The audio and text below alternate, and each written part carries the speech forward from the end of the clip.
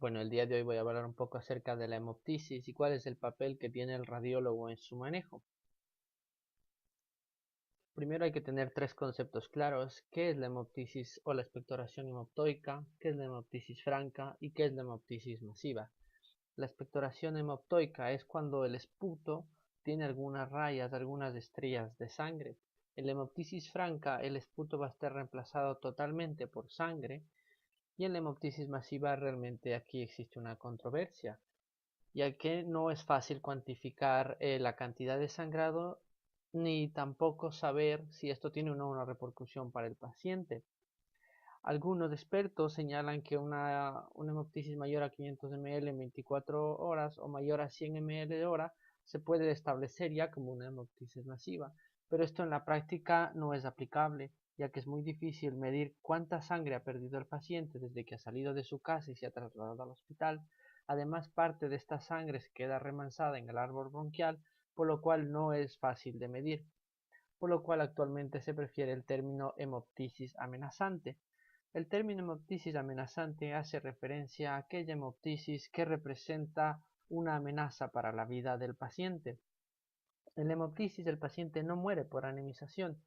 Realmente lo que sucede es que la sangre obstruye la vía aérea, provoca una alteración en el intercambio gaseoso.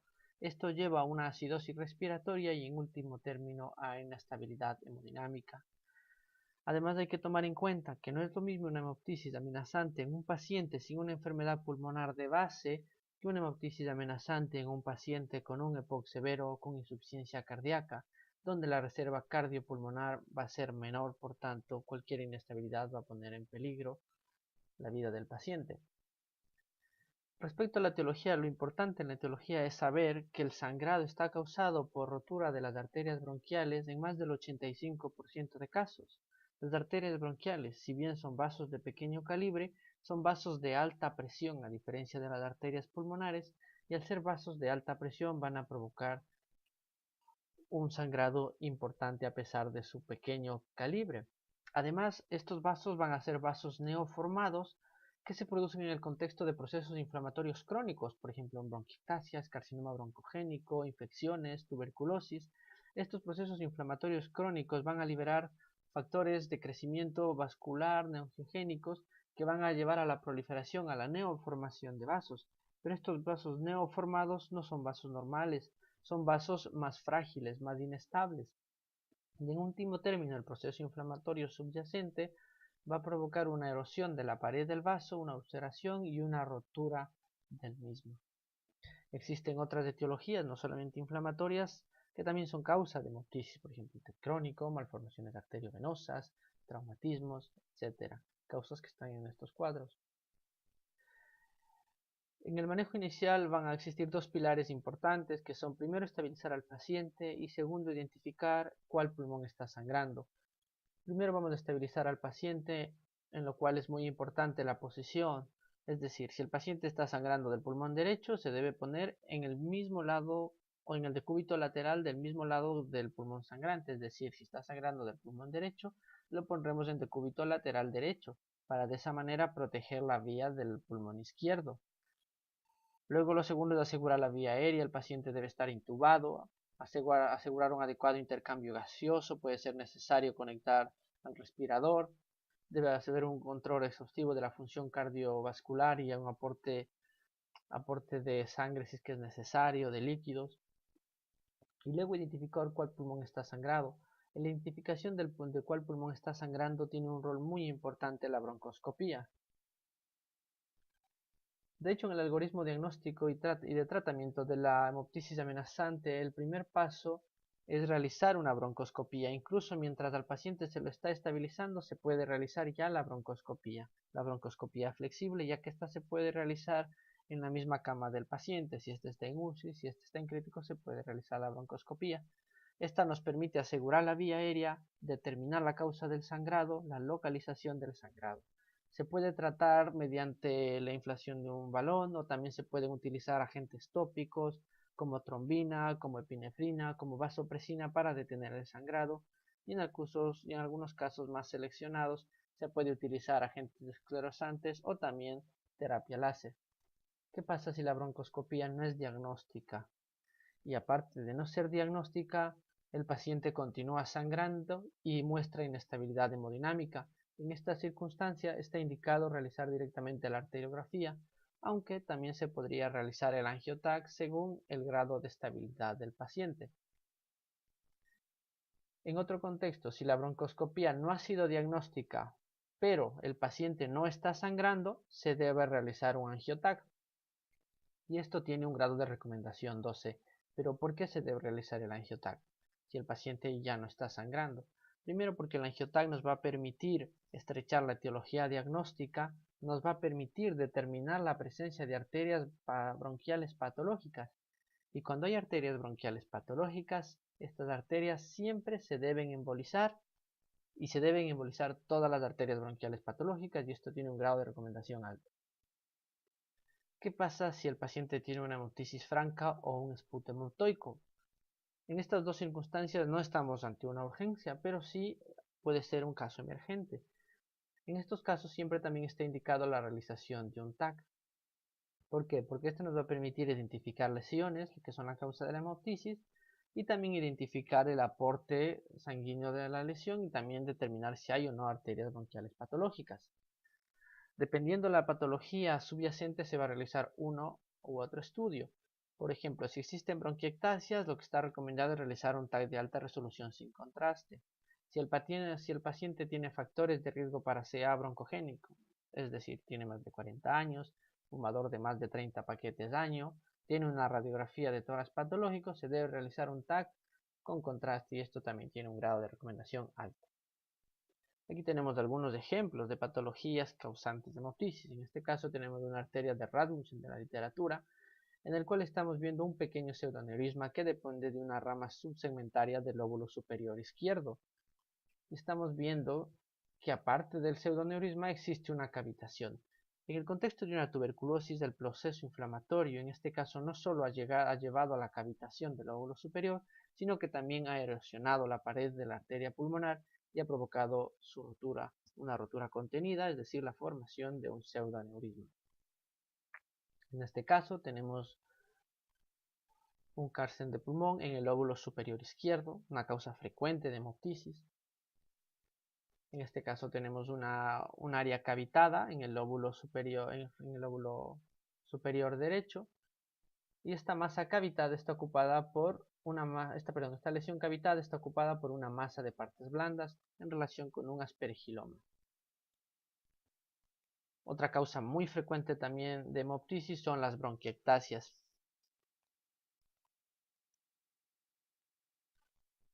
El TAC también nos va a permitir determinar o establecer una sospecha de qué pulmón está sangrando y qué área del pulmón es la responsable del sangrado.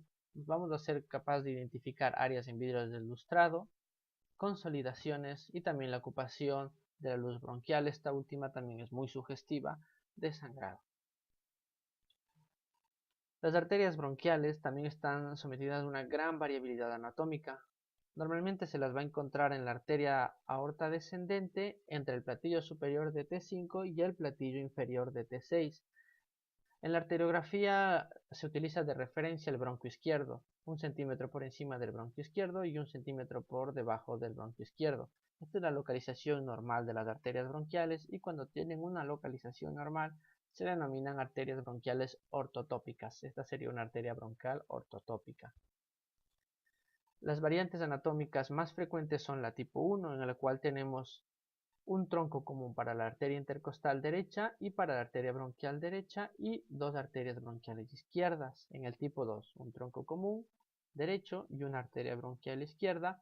En la tipo 3, un tronco común derecho, una arteria bronquial derecha sola y dos arterias bronquiales izquierdas. Las demás localizaciones de las arterias bronquiales se van a denominar arterias bronquiales ectópicas. Una de las más frecuentes es esta, en la cual vemos la arteria bronquial que se origina en la aorta horizontal en su borde derecho e inferior. En el angioTAC, ¿cuándo son patológicas las arterias bronquiales? Pues cuando miden más de 2 milímetros, cuando son tortuosas y cuando somos capaces de identificarlas en todo su trayecto, desde su origen, como vemos en esta imagen, hasta el hilio pulmonar. También existen otras arterias bronquiales, otras arterias que van a tener un aporte sanguíneo hacia la lesión que es causante del sangrado, que se denominan arterias no bronquiales sistémicas. Este es un buen ejemplo. Estamos viendo una arteria bronquial ortotópica, derecha, tortuosa, dilatada, con amplias áreas de neovascularización, pero si vemos la siguiente imagen, vemos que existe otro aporte vascular y vemos que viene de abajo. Entonces se cateterizó el tronco celíaco y lo que se vio fue una arteria hepática izquierda patológica. Pero ¿cuándo son patológicas las arterias sistémicas no bronquiales? Pues son patológicas igual que las arterias bronquiales, cuando son tortuosas, cuando miden más de 2 milímetros, cuando somos capaces de determinar áreas de neovascularización, como estamos viendo en esta imagen, o cuando se las puede visualizar en la grasa extrapleural, o la grasa extrapleural está engrosada, tiene más de 3 milímetros, y existen alteraciones subyacentes en el parénquima pulmonar, como en esta imagen. En este caso, lo que se hizo fue cateterizar esta arteria hepática izquierda patológica y se la embolizó. También se embolizó la arteria bronquial derecha superior. De esa manera, la paciente se detuvo la hemoptisis en esta paciente. Entonces, la arteriografía tiene un rol importante, ya que lo vamos a utilizar tanto para el diagnóstico, para la localización de la zona de sangrado, como para el tratamiento de la misma. ¿Cuándo se hace la arteriografía? Pues cuando el paciente tras la broncoscopía continúa sangrando, cuando existe un sangrado bronquial recurrente y siempre que las arterias bronquiales son patológicas. ¿Cuáles son los hallazgos? Pues los hallazgos van a ser un poco similar a lo que hemos visto en el angiotag, es decir, vamos a ver arterias bronquiales que son dilatadas, como en este caso, una arteria dilatada, tortuosa. Cuando se ven zonas de neovascularización, aquí vemos pequeños vasos que también son pequeñitos, pero son tortuosos y son múltiples. Son zonas de neovascularización. En algunos casos también se pueden ver shunt arteriovenosos y también aneurismas de las arterias bronquiales. Y lo que sí muy raramente se ve son sangrados activos. El sangrado activo se visualiza como una imagen que aumenta de tamaño en el tiempo y persiste en el tiempo, como lo que estamos viendo aquí. Esto es muy raro, ya que la arteriografía solamente es capaz de determinar extravasación de contraste por encima de 1 ml segundo, y normalmente el sangrado en las arterias bronquiales va a ser menor va a tener un ritmo de sangrado menor a 1 ml segundo, por lo cual es muy difícil determinar el sangrado por la arteriografía. ¿Cuáles son las limitaciones de la arteriografía? Bueno, una de las principales limitaciones una de las potenciales limitaciones es la embolización de la arteria espinal anterior o arteria de Denkiewicz. La arteria de Denkiewicz está presente en el 5% de la población y se origina en el tronco común derecho entre la arteria intercostal derecha y la arteria bronquial derecha y tiene la forma característica que miramos aquí, una forma de peine. Otra limitación de la arteriografía es la gran variabilidad anatómica. No siempre vamos a ser capaces de determinar todas las arterias bronquiales y no bronquiales que están realizando un aporte hacia la lesión que es la causa del sangrado. Por tanto, puede haber una embolización incompleta de la lesión. Además, no siempre vamos a ser capaces de localizar el sangrado, ya que, por ejemplo, aunque estemos viendo como en este caso una arteria bronquial patológica con áreas de neovascularización, esto no significa que esta sea la zona de sangrado, ya que estos cambios lo que reflejan son cambios inflamatorios crónicos. Por ejemplo, en una bronquiectasia vamos a ver arterias de estas características prácticamente en ambos pulmones, por lo cual es difícil determinar con certeza si esta es la zona de sangrado en algunos casos. Las arterias pulmonares son la causa del sangrado en el 10% de casos. ¿Cuándo se cateteriza las arterias pulmonares antes que las arterias bronquiales? Cuando existe sospechas de malformación arteriovenosa, arteria de Rasmussen, que ya hemos hablado de ella, rotura iatrogénica de la arteria pulmonar, sobre todo por catéter de Schwann-Ganz, y en el TEV con coagulopatía, porque en este caso estaría contraindicada la heparinización, el uso de anticoagulantes, y en el caso de que exista insuficiencia cardíaca derecha, sería necesario realizar una trombectomía. Tenemos aquí un ejemplo de una malformación arteriovenosa. Estamos viendo una gran masa redondeada en el lóbulo inferior derecho, con una arteria aferente que depende de la rama segmentaria del lóbulo inferior derecho. Y también existe una gran vena de drenaje, que vamos a visualizarlo aquí. Una gran vena de drenaje de la malformación que drenaba hacia la aurícula izquierda a través de una vena pulmonar. Se realizó la arteriografía pulmonar, donde visualizamos la arteria segmentaria del lóbulo inferior derecho. Vemos ya que precozmente se está llenando esta gran malformación arteriovenosa. Aquí vemos el contraste en la malformación arteriovenosa.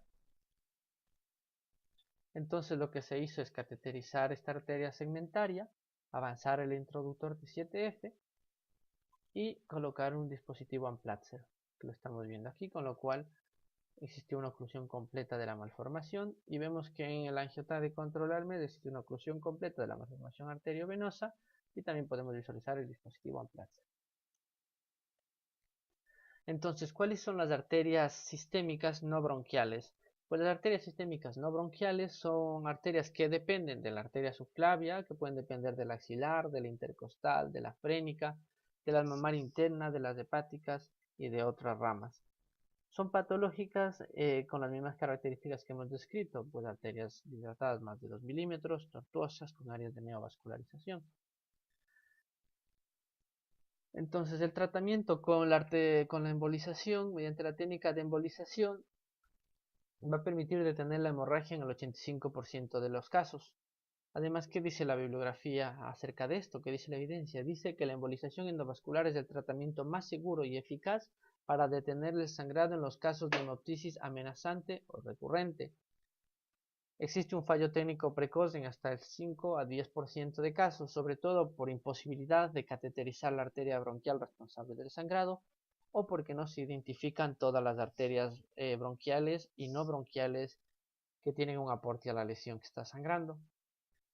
El resangrado a los 6 o 12 meses es hasta el 10 al 20%, principalmente por tres causas: por embolización incompleta, por revascularización de la lesión tratada mediante neoformación de vasos o por repermeabilización de la lesión o del vaso tratado. ¿Cuándo está indicado el tratamiento? Pues como había dicho, cuando hay hemoptisis masiva, hemoptisis recurrente, traumatismo torácico, en algunos casos preneumonectomía, y siempre que existen arterias bronquiales patológicas y se las debe embolizar todas las que son patológicas. Las contraindicaciones: principalmente está contraindicado cuando existe una coagulopatía irreversible con actividad de protrombina menor al 50%, plaquetas menor a 90.000. Si visualizamos la arteria espinal anterior, ¿es una contraindicación? Pues realmente es una contraindicación relativa. Si se puede embolizar distal a su origen con seguridad, no es una contraindicación. Otra contraindicación es la inestabilidad del catéter, del catéter portador, ya que su inestabilidad puede provocar un reflujo de contraste y un reflujo del material de embolización hacia la circulación sistémica. Y también cuando hay un gran shunt entre la arteria bronquial y la vena pulmonar. Existen múltiples técnicas de embolización. En nuestro hospital la que más utilizamos es la embolización con el N-butilcianocrilato, que es un pegamento. Este pegamento se suele diluir con lipidol. El lipidol es un contraste liposoluble. Nosotros utilizamos una proporción 1-2, es decir, 1 cc por ejemplo de Gluran y 2 cc de lipidol. Con esta fórmula tenemos un tiempo de polimerización de hasta 58 segundos, es decir, desde que empezamos a inyectar el pegamento pueden pasar hasta 58 segundos hasta que se forme un molde en el interior del vaso. También se pueden utilizar microesferas de alcohol polivinílico no reabsorbibles. Estas microesferas se utilizan en tamaños de entre 350 y 500 micras. Esta es la medida recomendable, ya que si el tamaño es inferior a 350 micras existe el riesgo de embolización distal de la vasa vasorum, de la arteria pulmonar y de la arteria aorta, con el riesgo de necrosis de la pared arterial y las complicaciones que esto traería. También existe el riesgo de embolización del lecho vascular de la pared bronquial y de la pared esofágica, con el riesgo de necrosis y formación de fístulas. También se puede utilizar el Gelfeam, pero se ha visto que el Gelfeam es menos eficaz que los materiales anteriormente descritos. ¿Los coils se deben utilizar? Pues respecto a los coils se dice que lo más recomendable es no utilizarlos, ya que como existe una tasa de revascularización importante en estas lesiones, Si nosotros necesitamos nuevamente embolizar en una hemoptisis recurrente, vamos a perder el acceso y la oportunidad de embolizar la arteria que está sangrando, por lo cual actualmente no se recomienda el uso de coils y se deben embolizar, como había dicho, todas las arterias patológicas, y esto tiene un grado de recomendación alto, un grado de recomendación 1B. Aquí tenemos algunos ejemplos. Tenemos, por ejemplo, aquí un adenocarcinoma de pulmón en el lóbulo superior izquierdo. Se cateteriza la arteria bronquial. Vemos una arteria bronquial izquierda patológica, que es dilatada, que está tortuosa. Vemos amplias zonas de neovascularización. A continuación, a través del microcatéter, embolizamos con pegamento. Y podemos ver aquí el molde que se ha formado de pegamento y vemos como ya no visualizamos estas zonas de neovascularización y tampoco la arteria bronquial patológica que se ha embolizado completamente. ¿Qué factores van a influir en el control de la hemoptisis post-embolización? Pues depende de la patología subyacente. Vamos a lograr una mayor embolización por ejemplo, en las bronquiectasias es mayor la tasa de embolización que en la tuberculosis y que en el CA de pulmón, ya que estos últimos procesos tienden a recidivar más, ya que existe más neoformación de vasos, por tanto el riesgo de una recidiva es mayor. En el caso de que existan lesiones pleurales, también es muy importante en el control la variabilidad anatómica de las arterias bronquiales, ya que en algunos casos no vamos a ser capaces de identificar todas las arterias tributarias de la lesión que está sangrando, por tanto esto también va a influir en la tasa de embolización y en la tasa de control de la hemoptisis. Progresión de la enfermedad de vaso, como ya lo había dicho, por el riesgo de lesión de nuevos vasos o de neovascularización, que la embolización sea incompleta, que se recanalice la rama embolizada, de lo cual ya hemos hablado, y también la formación de nevas colaterales, de lo cual también ya hemos hablado. ¿Cuáles son las complicaciones? El síndrome post-embolización se caracteriza por dolor oral, fiebre, vómitos, malestar general, más o menos síntomas similares a la gripe. La paraparesia también es una complicación por embolización de la arteria espinal anterior que aparece hasta el 2% de casos, hasta en el 5% de casos, perdón, en el 2% suele ser transitoria y en el otro 2% suele ser irreversible. También puede haber disfagia transitoria por embolización parcial del lecho vascular esofágico. También puede haber fístulas broncopleuroesofágicas, como ya les había dicho, por necrosis de la pared bronquial o esofágica. Estenosis bronquial igualmente, secundario a una embolización de la pared bronquial y un proceso cicatrizal inflamatorio secundario a esto. Y la migración de material embolizante. ¿Cuándo está indicado la cirugía? La cirugía tiene una indicación básicamente, que es siempre y cuando seamos capaces de identificar una causa quirúrgicamente tratable, tengamos una localización concreta y fiable del origen de la hemorragia, y esto tiene un grado de recomendación 1B.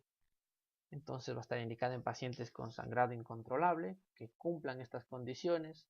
El problema de la cirugía es que tiene una alta mortalidad y una alta morbilidad.